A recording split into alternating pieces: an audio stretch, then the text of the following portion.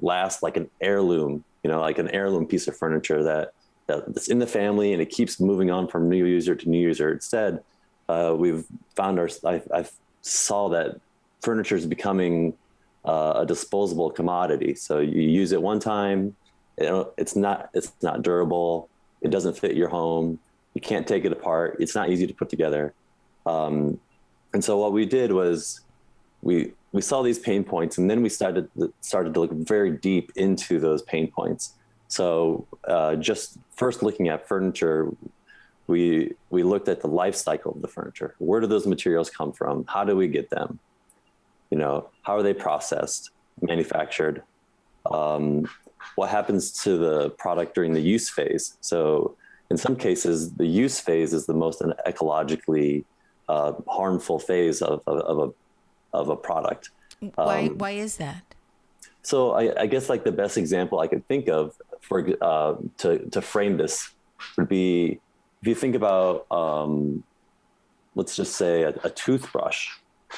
So you could say, hey, what's the most harmful thing about a toothbrush? It's like, some people say, oh, it's the plastic. Other people would say, oh, you have to buy toothpaste, and it's the toothpaste rolls that are harmful because you have to put them you end up putting them in the landfill. And actually, the most impactful part of a toothbrush is the use phase. So the use phase is that lots of people keep their water running when they brush their teeth, and the same thing with the razor. So when you start to identify these pain points, you start to see that some are bigger than others and some are more impactful than others. And so the way that we worked is that we collected all of the opportunities or pain points for the environment, for the end user, for the manufacturer, and started to create a really strict design criteria around each of those people or companies or materials or the environment or society. And so we just started this filtering out ideas and products and solutions until we distilled down to what you guys now see as Moto. So although it looks extremely simple, it was an extremely complicated process to get it to that simplicity. As it always is, I think the most elegant solutions that look the simplest are the hardest to arrive at. You talked about the criteria. How did you begin to approach the overall design and the functionality of your product? Overall functionality and design of the product was first, kind of like, as I was saying, the pain points.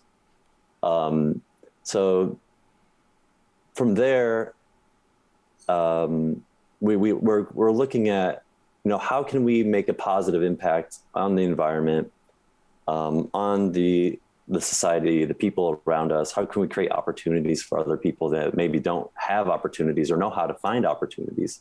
And then how do we have a great impact for the end user? So those were the three main areas that we wanted to solve. Because I'm an industrial designer. So as an industrial designer, I quickly learned and was disgusted that like everything that we interact with and touch with becomes trash at some point. Even buildings are disposable nowadays. And it's like, oh my goodness, like we really have to think about like what we're putting out into the world. And so we really want anything that we touch, we want to make it better. So we want to make the environment better. We want to make people's lives better. And we want to make opportunities for other people. So we made our panels for our wood so easy to manufacture that I could literally take anyone off the street, sleep in a cardboard box, and train them how to make my product in a day. And they would then have those skills to be a manufacturer for me.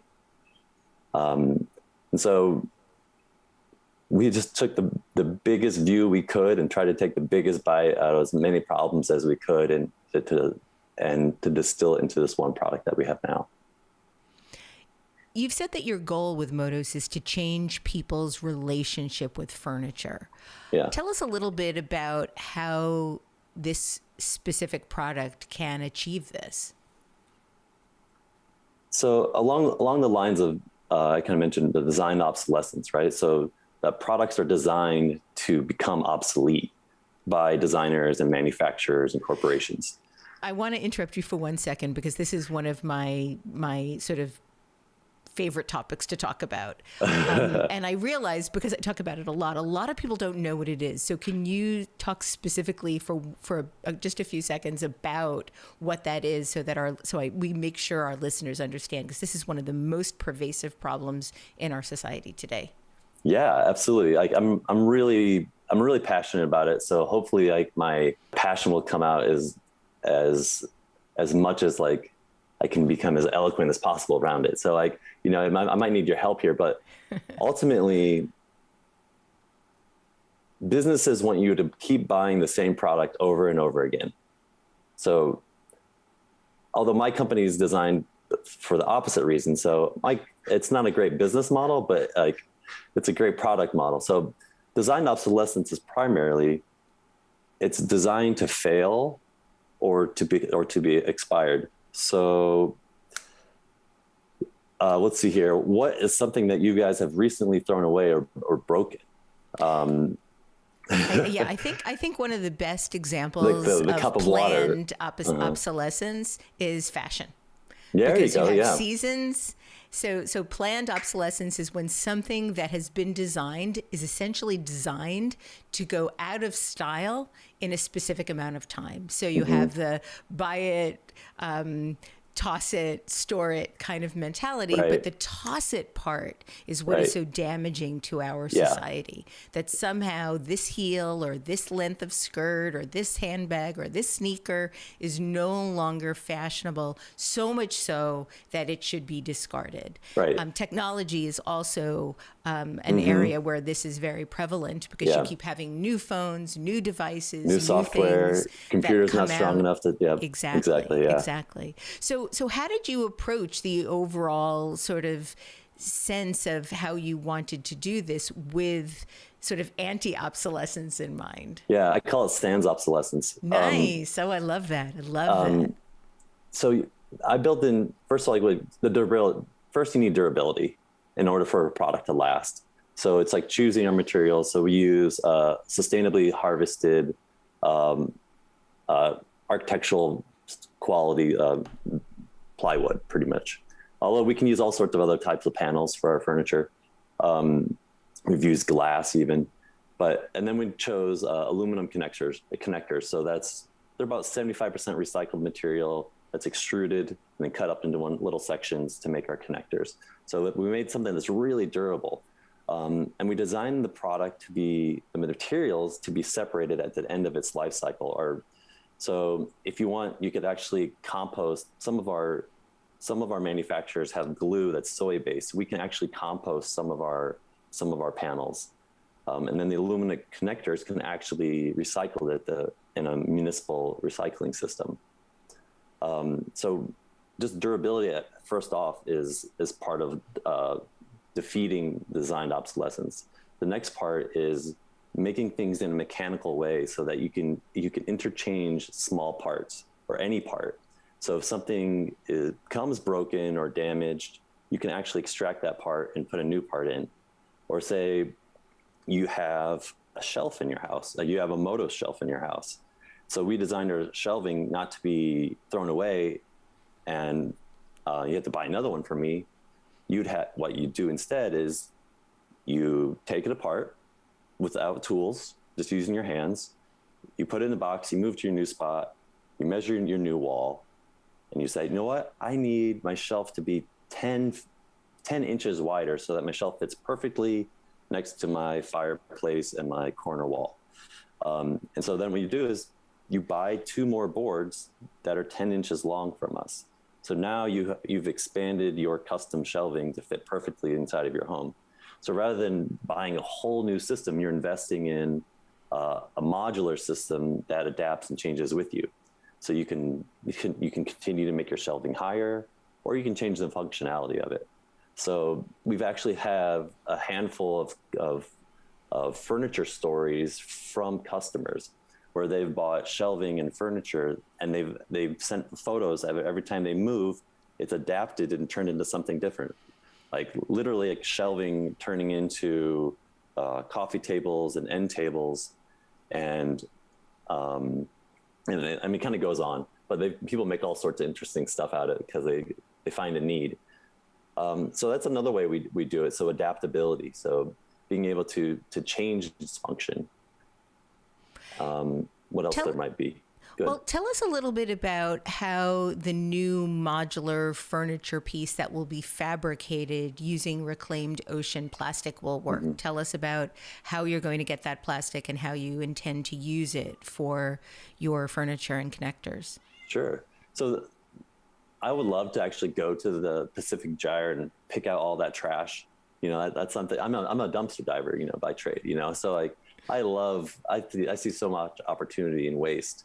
But realistically, we're going to partner with a manufacturer that sources that material, processes it, cleans it, and prepares it for standard manufacturers. So we're going to buy that material ready to go off the shelf, like ready for a manufacturer to injection mold.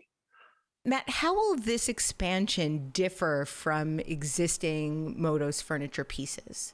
The way this new product it differentiates itself or is more interesting is that it's so approachable. So before, our extruded aluminum connectors have a rounded interior, and so the boards have to be rounded, which takes a little bit of specialty skill, special tools. And now the plastic connectors have a square opening, which allow any 3/4 inch panel to fit into there. So it makes it extremely accessible to anyone that can find plywood, either buy it, reclaim it. I started to imagine that if you can find wood or panels at 3/4 inch anywhere in the world, then those people that can find that material can start to empower themselves to make their own furniture or their own structures of whatever it might be. You mentioned in your winning proposal that you plan to partner with the Brooklyn Navy Yard and the Department of Education to develop this project. In what ways will you collaborate with these organizations to bring the product to life? The Brooklyn Navy Yard has a really excellent program where they match high school level students with internships for different companies throughout the Navy Yard. So the way the Department of Education works into there is that the students actually get paid a fair wage to work for these companies. It's been really impactful. After the internship ends, there's the possibility of the interns getting hired and then moving on to a full-time employment. It's been really life-changing for some of my interns. We've had some really great successes coming out of it, you know, from the internship to jobs with Google, for example, you know. So that to credit to the interns, of course, because like there's some really exceptionally brilliant people that come through, and just giving them an opportunity to like show themselves off, their skills, show their creativity and their drive has made a really big difference for them. Plus, like it's really great for my business as well. So it's a win-win for sure. How else do you foresee Moto's furniture expanding in the next few years? Yeah, that's a great question. You know, it's hard to say like what we'll be doing, but our mission is always the same. Our mission is to, you know, have a positive impact on the ecology or our Earth. Let's just call it simply, you know, so the environment and support people around us, or support other people in the world. So if people need help, you know, it's our customers that empower the business to support and help the ecology and economies or other people in the world. So I would like to see us as like, you know, if there's a natural disaster, if there's a hurricane or a tornado, like I'll go there and boots on the ground, and maybe we can actually figure out a way to use our connectors to create a temporary shelter or to create a shelf or a table so that medics can have a clean place to work off the ground or something. I don't know what the needs are. Like people are going to tell me what the needs are. I'm just going to help them, solve the problem with that tool, with our tools. And thank you for wanting to do that. Matt Tyson, congratulations on being the winner of this really special inaugural grant. I'd love for you to stick around because I want to have a conversation with all the winners after I interview each of the individual winners. Is that okay? Yeah, that's wonderful. Be happy Great. to stick around. Thank you very much. Now I'd like to introduce you to Dani Arps, an interior designer who bootstrapped her way to designing office spaces for top startup companies throughout New York City. Dani has over 11 years of design experience, opening her eponymous firm, Dani Arps LLC, in 2014. In 2019, Dani decided that she wanted to expand and rebrand her company to include brokerage, project management, and a furniture design business all under one umbrella. As part of this expansion, Dani is launching Artisan Mentored, a diversity-focused mentorship program that will offer clients the opportunity to select a student from an artisan nonprofit affiliate or school to join their projects. From sales to design to construction, there is no better way to learn than to be part of the process. Throughout the Breakout Grant, Dani will focus on building the mentorship program to provide greater opportunities for future generations of designers in New York City. Dani, it is an absolute pleasure to meet you. Congratulations on being a recipient of NYC by Design's Breakout Grant. Thank you so much. I was incredibly excited, me and my business partner, to receive this grant. We were actually so surprised, but we're really excited, what we can do with the funds and excited to launch the program. Tell us a little bit about how you got to where you are today in your design career. It's such an interesting journey. How did you go from a budding professional to now operating your own firm, your own eponymous firm? Sure. So when I graduated from Pratt in 2009, it was like peak no job time. Yeah. So, we had to be kind of very savvy about how our career opportunities would come about. And one of the ways I did that is that I would always search Craigslist. It's like an ancient site now, nobody uses it, but just to kind of see what was out there, what opportunities were available. And one of the first opportunities I landed on happened to be a startup company. And, my first client was Code Academy. I don't know if you guys have heard of them, but they teach people how to code. Yes. They're doing great. But they also, in the startup world, they have this thing called meetups, essentially monthly meetups where founders from different companies come together and they meet to kind of discuss their industry and ways to help each other. And I kind of had it in my mind, if I do a really good job for this one company, the potential for all the clients to be in that one room is great. And that's kind of exactly what happened. They were like, oh, Zach, who did your space? Dani did your space. And so it kind of ballooned from there. And then, of course, I did have experience working at some other smaller high-end residential and hospitality firms, but I always knew that I needed to go out on my own, and fortunately, it ended up that way. Tell us about how you realized how this sort of all-in-one business was something missing from the market and why you decided to build it that way. Yeah, it always was this question, and me and my colleagues, my architect friends, my designer friends, we would always just chat about why is this process seem to be so difficult? No matter how organized you are and how on top of your individual responsibilities you are, it just always seems to be disjointed, where you have, brokerage, finding the space, and negotiating the lease that are not necessarily the terms that the client needs. And, you kind of have to end up working with the client to see, are these terms fair? Does this make sense? And it's it's not my job as an interior designer to do that, but of course I'm going to help my client in any way possible.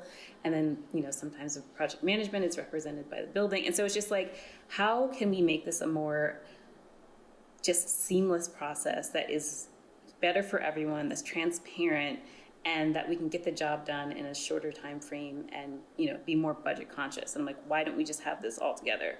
And fortunately, my business partner kind of was in the same thinking, and she's from the brokerage end, and she's like, one of the best in the city. And so we decided, like, why don't we just come together and do this? And so we worked tirelessly for the past year and a half now to create that. What inspired you to develop the mentorship program as part of your company offering and expansion? Sure. So it's, part of it is obviously inspired by my own experience. The design industry in general is not very diverse. It's not necessarily inclusive. I was the only Black woman in my graduating class, and I think there was maybe a few other, Black students there. And just in my line of work on a day-to-day basis, I'm usually the only Black woman in the room, oftentimes the only woman in the room.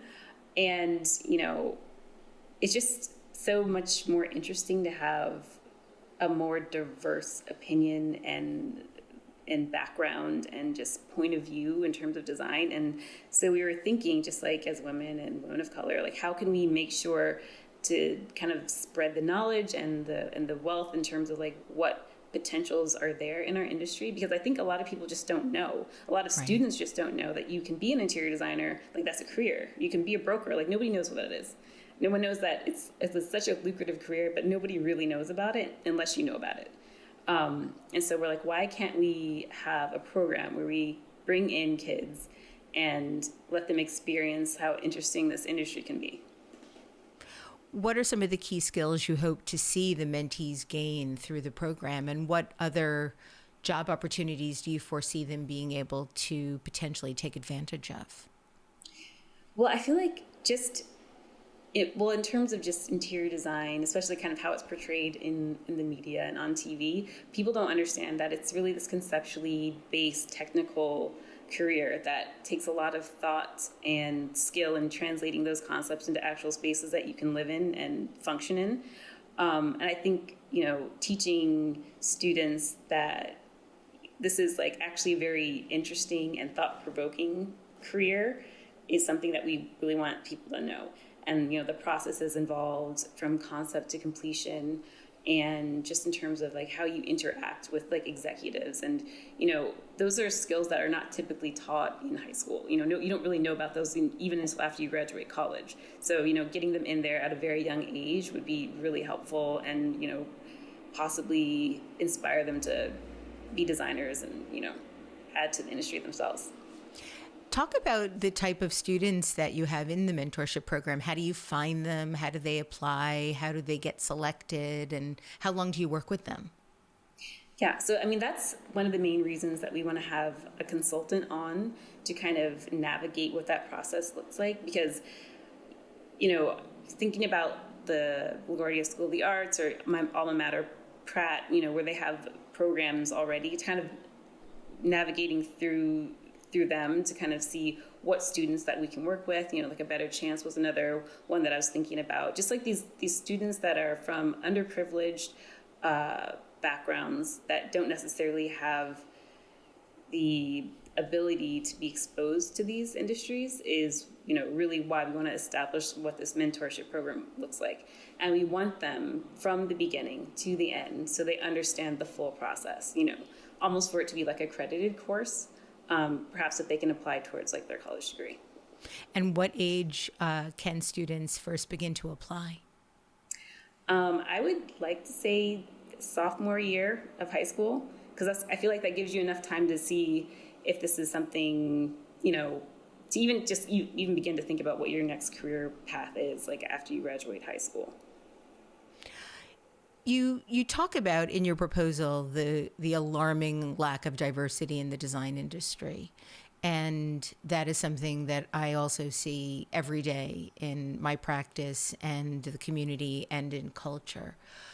What can we do to encourage more minorities to start really thinking more seriously about design, even beyond a mentorship program? How are ways that any professional can help to really increase the range of people that become involved in our communities?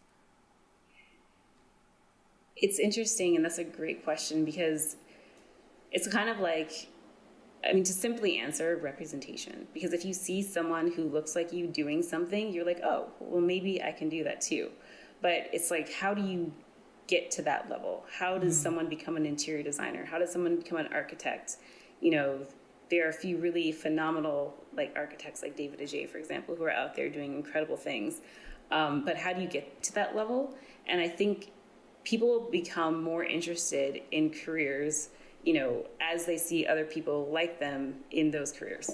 So, you know, representation to answer, but again, it's a bit more easier said than done, right? Yeah. Dani, my last question for this part of our interview is really, what kind of projects do you think will provide your mentees with the most rewarding type of experience? I mean, I really love what I do. And part of the reason why I'm, you know, working on these kind of more commercial startup offices is just because the flexibility that I'm allowed in terms of, you know, aesthetic and concept is huge. My clients really trust me, and which I love. And they're really, you know, they're kind of more focused on what their business is. And just because of the culture of startups, they're just kind of like, if we hire you, we trust you to do what you're going to do. And also, these projects tend to go really fast because they grow really fast. And so that's why we're like, you know, having a student in there from the beginning to the end, they can really be part of the process. They are like, if there are ideas they want to throw out there, that's something that our clients would most likely be like, oh, that's a great idea, let's do that. And so the thought that they could actually see something that they thought of, that they conceived, become an actual project in the time that they're with us would be really amazing. Well, thank you for helping to find and empower the next generation of designers working in our future. Please stick around, because I'd love to talk with you, with Matt, and with Gisue as well, as we move into the next segment. Great, thanks so much. Now, let's meet Gisue Hariri, one of the founding members of Hariri and Hariri Architecture, a New York City-based multidisciplinary architecture and design firm.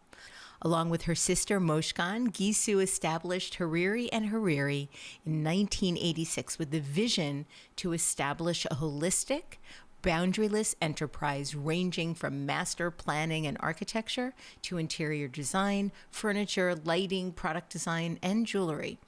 In their proposal for the Breakout Grant, Hariri and Hariri are looking to develop their disaster relief folding pod with a mission to save human lives and create a technologically challenging, ecologically responsible, and morally rewarding alternative shelter for the 21st century.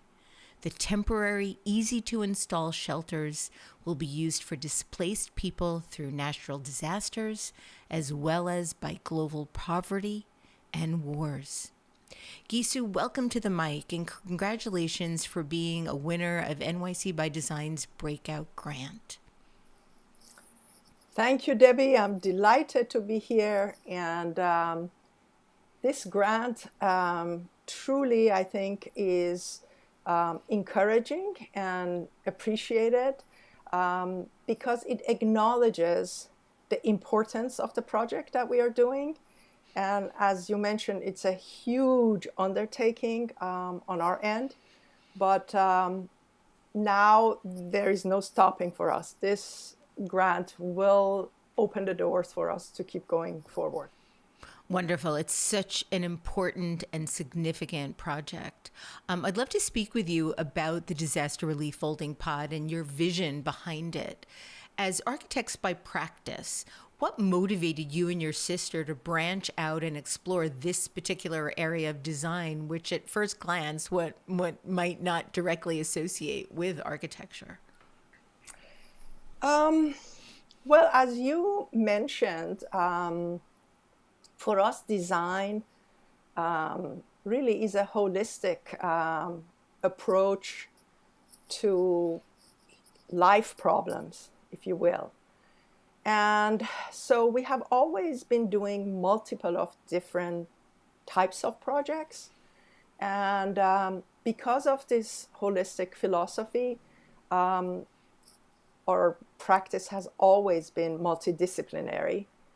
And I always think it also comes and is derived, this kind of philosophy and thinking, from our Persian heritage, and always being influenced and, if you will, inspired by polymaths that the Persians, respected and always talked about, such as Omar Khayyam, who was a philosopher and a mathematician, an astronomer, poet, and also wrote treatises on mechanics, geography, mineralogy, and music. So we've never seen different design disciplines as distinct and separate from one another, but being part of the same thinking, and have always been interested to introduce projects or work on projects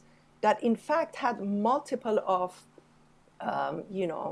disciplines, if you will, involved. Also, I think what is important is a lot of times as academicians, because I was teaching also for a while in schools of architecture and design, Parsons School of Design being one, Columbia Architecture Program being one, we get a little bit too caught up into theories of design. And I think we have to make sure that we don't get trapped only in theoretical thinking, but also allow human experience and humanity to take over our projects, and instead of design of buildings, instead of design of the project per se, and invite human inhabitation in whatever we do and their participation. So this kind of integration of technology and inventive use of materials, a sense of place, social agenda, which are qualities that often are considered mutually exclusive, for us are catalytically coexistent and coexist. And so the Folding Pod project for disaster relief, in a way, is very consistent, basically, to in continuation of our approach and philosophical search for revealing the essence of existence and things that are important, and which is the aim of this project. To shelter is universal. It should be universal. What motivated you to initiate this project to begin with? So while for years now, we have been interested in housing, and in particular, prefabricated affordable housing. With the wars in Middle East and immigrants and immigration issues in the United States, and the political upheavals that we've gone through for the past, let's say, 4 or 5 years, we started looking, and according to the UN Refugee Agency data, 68.5 million people have forcibly been displaced around the world. That is the most since the World War II. I mean, it has an impact. Most people remain displaced within their own home countries. But, one city is bombarded, or ISIS came and pushed the whole town out, and, So now they are all homeless, basically, in their own country. And 25 million people worldwide have fled to other countries as refugees. And so UN estimates 100 million people are homeless worldwide. I mean, I just cannot even imagine the amount of people, and it really hurts our feeling, if you will, as human beings. Yeah. With this mass displacement and homelessness pandemic, we believe it was our social and moral responsibility to design shelters that are affordable, transportable, and adaptable to each social conditions without losing its design and architecture and integrity. Yeah, that's one of the things that I think is really most intriguing about the pods. It's not just the functionality, it's also the form that is actually quite beautiful. It has a sort of origami-like structure. I'm wondering if you can talk a little bit about how you approach the pod's form and functionality when you began designing it. Right. So, yeah, I mean, it's this, our belief was that just because you don't have a home or you are poor, it doesn't mean you are less of a human being. And as you mentioned, having a home really is a human right issue for us. It goes beyond the border of architecture and design. And so we envisioned this pod. Maybe some of it was inspired by what we see in New York, almost like a idea of a cardboard box, where it comes in packages flat, and then with a little bit of in few minutes you can actually make it into a box, so it becomes a container for your belongings to store. And we said, well, why can't we do something like that with architecture? Why can't you have structures that actually fold? Because it's easy to transport them. It's easy to stack them. It's easy to store them when they are not necessary. And it's easy, then easily put them back as a shelter that when it will contain human life. And so this all started because this was how we were thinking about it. Conceptually, then we started looking at origami, which is actually the art of folding paper. And you've seen with one sheet of paper, you can actually create amazing objects and amazing geometries. And so this is how it all started. And everybody thought it is not possible. Architecture cannot, unfold, cannot collapse, if you will. And a building then become to life and create space so people can shelter people. Well, thank you for creating something that really can change the world, really can help make people's lives better everywhere. I'd like to bring Dani and Matt back so we can have a conversation together. I'd love to, so welcome back, Dani. Welcome back, Matt. Congratulations again on being the inaugural Breakout Grant winners from NYC by Design. I'd love to ask you all, when approaching a new design project or product, what are some of the key goals you have in mind? When you're starting, what do you envision the sort of future with your particular design project or product as you're beginning? Well, I can just take a stab at it first. But when I first am thinking about a project or like a design for a space, and I know it's going to sound a little bit like cheesy, but like form and function, obviously, those are the most important things. And I think they're equally as important as the other. But people are going to have to live in this space. They're going to have to use it. They're going to have to work here. Does it function? Are they going to be able to be productive in it? And equally, is it going to make them feel a certain way? And is that, it should be a positive emotion associated with that feeling. So beyond anything in terms of the design itself, I just want someone to walk away being like, this is a space that makes me feel great. I got my work done. And, hopefully, ideally, it's, something that's also sustainable. That's something that I think about more and more. And I think just in general, designers all should think about sustainability, but, so maybe something to add to that form, function, and sustainability. the most important things in any good design. Matt, how about you? I always start with compassion. So or empathy maybe. So when starting with compassion, I look at my end goals and the end user. What are they going to experience? How are they going to feel? What does it take for them to have an experience that I think is flawless? So many products make people feel frustrated and maybe feel stupid. And it's like something I've always dealt with. So like, for me, I'm dyslexic. And I was never diagnosed as a child. And so growing up, I just was always challenged with like, oh, I might feel stupid. I'm feeling stupid.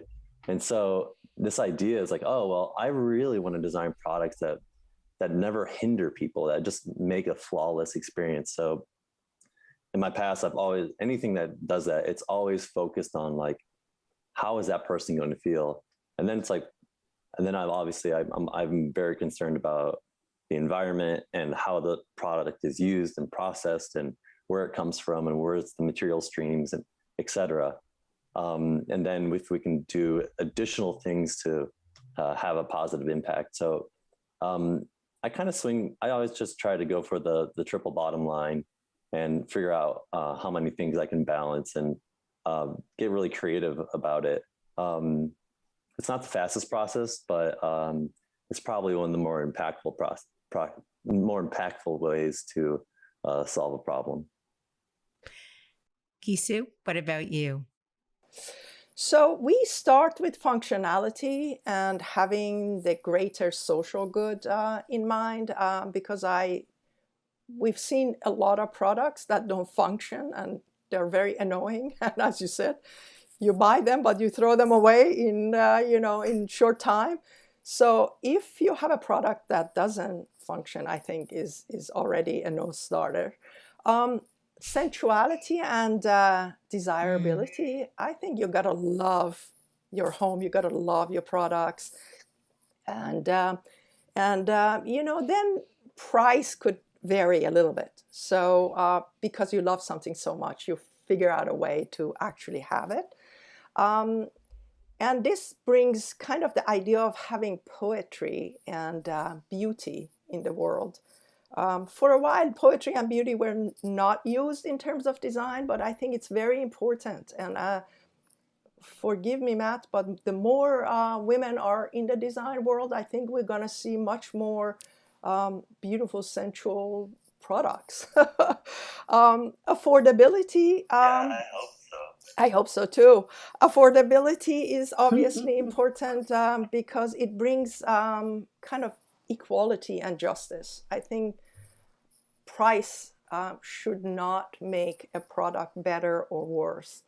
And in fact, if you have a great product or a project, everyone would want it, and they should be able to have it. Environmental impact and obviously sustainability, everyone else pointed out, is very important because we want to keep our planet safe. We've destroyed it as it is, so now it's time to go back and start repairing. I have 3 New York City specific questions. As a native New Yorker, I always love to ask New York City questions. So I'm going to ask one New York City question of each of you. Dani, first with you. How do you think design in New York City differs from other communities? Well, we're a giant melting pot, and we have, and I'm technically a New Yorker now. I've been here for over 10 years, so that counts. Maybe I'm a little bit biased, but we have like the best of the best, in the country here. The best designers, the best architects, the best artists. Like everybody who is the best of where they came from comes here. So just in terms of what kind of talent that brings and the diversity of everybody's backgrounds, there's just every type of design you could think of is in New York City. You can go from Chinatown, you can go to Harlem, you can go to, Little Korea. Yeah. Little Korea, magnificent. exactly. Yeah. And it's just like the architecture is stunning here. And, as one of the I hesitate to say good things about the pandemic, is that because I live in Harlem myself, and so I actually walked the entirety of Harlem, like from Central Park North all the way up to the Cloisters, and I didn't realize how absolutely stunning my little neighborhood is. And, that's something that you can't get in different cities around the country, especially because it's just not as diverse. Matt, what is unique about the New York City design community? I mean, Dani really nailed it there, the melting pot. But I think what's particularly unique about it is possibility and action, right? It's like just anything that you could possibly ever want to do in New York City, like in the world, like you could probably make it here or create the team to make it happen in New York City. And then it's just all of the designers, artists, and other people just actually taking actions on their ideas, their dreams, and making things happen. For example, in New York, NYCxDESIGN, like you guys are amazing, like like helping propel and empower people to actually create their visions, and all of you, everyone on this podcast here, it's extremely inspiring. So I think like really this, like the action that's happening in New York City, the actually taking those steps to make something happen is what really sets us apart. And Gisue, how do you envision the future of New York City design? New York City definitely has the energy and possibility, as everyone pointed out, because of its diversity. I mean, it is a truly melting pot of people. However, I think the design world perhaps is not as diverse as what I'd like to see it. We still see quite a bit of actually racism and sexism, both in design and architecture field, because they are still quite male dominated. I would say even in industrial design, perhaps is the same issue. So I'm hoping that the future, which you have started opening up by what we see here and the introduction of the winners, is going to change that. I can see that we're going to see much more perhaps green spaces in New York City, because there are now talks about even Park Avenue being close to cars and being more, like a park-like pedestrian place. So I think environment and climate change is a big agenda on New York City's inhabitants, and hopefully together we can also inspire the world to come along and address it and change what we have been doing. I didn't hear that about Park Avenue. That's an exciting idea. So I have one last question for you all as we close our show today. What do you think is the most meaningful impact a designer can make through their work, whether that be social, environmental, cultural, societal, political, any possible range of ideas? What do you think is the most meaningful impact a designer can make through their work? Dani?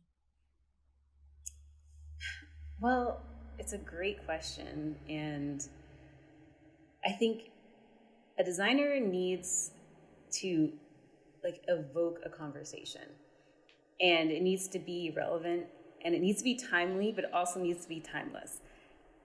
And when I say that, it means that, whether it's like a space or whether it's an actual product, it needs to be something that is relevant in the climate. And it's, what did this mean at the time it was created? How did this space affect people? Was it something that was like a social exhibition, speaking on the protests that are happening now?